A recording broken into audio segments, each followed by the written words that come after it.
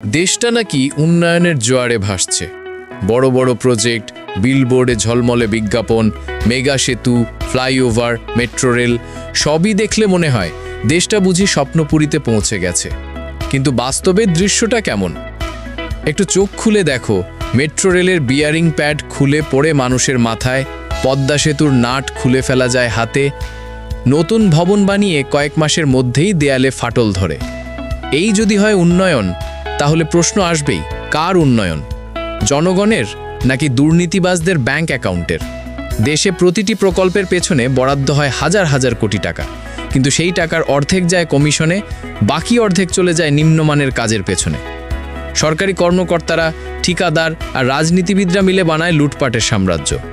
আর সাধারণ মানুষ, তারা প্রতিদিন জীবন হারায় রাস্তার পাশে, সেতুর নিচে, বিল্ডিং ধসে বা অব্যবস্থাপনার আগুনে পুড়ে।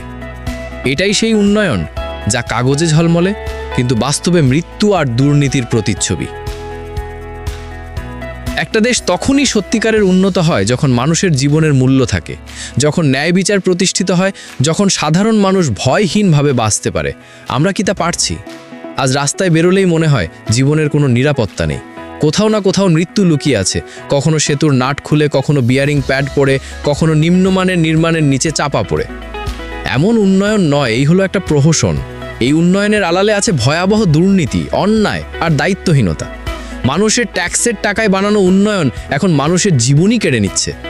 দেশটা চাই উন্নত হোক, কিন্তু সেই উন্নয়ন হোক সততার ভিত্তিতে, মানুষের কল্যাণে, নিরাপত্তায়, ন্যায় বিচারে। না হলে যত বড় সেতুই বানানো হোক, যত উঁচু বিল্ডিংই উঠুক, ততই ডুবে যাবে দেশের নৈতিকতা, ততই হারাবে মানুষের আস্থা। আজ সময় এসেছে জেগে ওঠার, কারণ এই দেশটা আমাদের। এদেশের প্রতিটি উন্নয়ন যেন হয় মানুষের জীবনের নিরাপত্তার, মর্যাদার প্রতীক, দুর্নীতির স্মারক নয়।